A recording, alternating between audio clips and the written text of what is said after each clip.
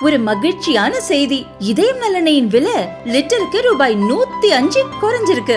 September 2023ல 1 litre இதயம் நல்லெண்ணெயின் அதிகபட்ச விலை ரூபாய் 503. ஆனா இப்ப 1 லிட்டர் இதயம் நல்லெண்ணெயின் விலை ரூபாய் 398 மட்டும்தான் தமிழ்நாட்டுல. அப்ப இனிமே எல்லாரும் இதயம் நல்லெண்ணெய் வாங்கலாம் இல்ல? ஜம்மு காஷ்மீரின் பகல்காம் பகுதியில் பயங்கரவாதிகள் நடத்திய தாக்குதலில் சுற்றுலா பயணிகள் 26ற்கும் மேற்பட்டோர் பலியாகியுள்ளனர். இந்த சம்பவம் உலகம் முழுவதும் அதிர்வலியை ஏற்படுத்தியுள்ளது.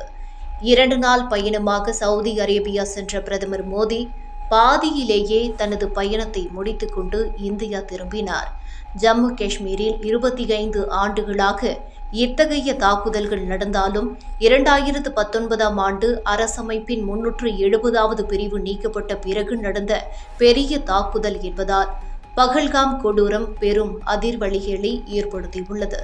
2000 ஆண்டு சீக்கியர்கள் மீது பயங்கரவாதிகள் நடத்திய தாக்குதலில் 36 பேர் கொல்லப்பட்டனர்.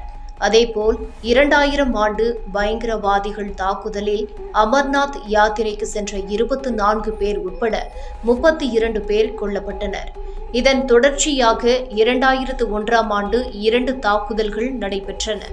அமர்நாத் யாத்ரீகர்களை குறிவைத்து ஜூலை மாதம் பயங்கரவாதிகள் நடத்திய தாக்குதலில் 13 பேர் கொல்லப்பட்டனர். அக்டோபர் மாதம் ஜம்மு காஷ்மீர் சட்டசபை வளாகத்தில் நடத்தப்பட்ட தற்கொலை தாக்குதலில் 36 பேர் பலியாகினர். 2002ஆம் ஆண்டு குண்டுவெடிப்பு தாக்குதலில் 9 பாதுகாப்பு படை வீரர்கள், 3 பெண்கள் மற்றும் 2 குழந்தைகள் உட்பட 19 பேர் பலியாகினர். அதே ஆண்டில் நடத்தப்பட்ட மற்றொரு தாக்குதலில் அமர்நாத் யாத்ரீகர்கள் 11 பேர் கொல்லப்பட்டனர்.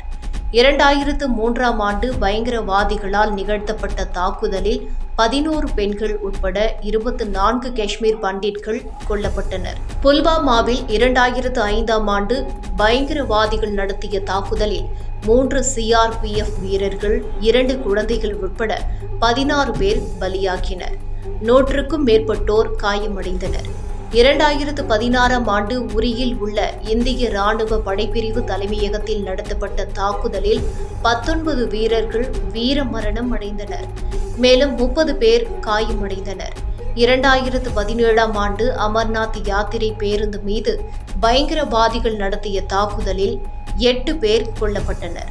2019இல் புல்வாமாவில் பாதுகாப்பு படையினர் வந்த வாகனத்தின் மீது தற்கொலை படையினர் நடத்திய தாக்குதலில் 40 வீரர்கள் வீரமரணம் அடைந்தனர். இதற்கெல்லாம் தக்க பாடம் கொடுத்துள்ள இந்திய ராணுவம் தற்போது நடந்துள்ள சம்பவத்திற்கும் உரிய பதிலடியை விரைவில் கொடுக்கும் என்று எதிர்பார்க்கப்படுகிறது.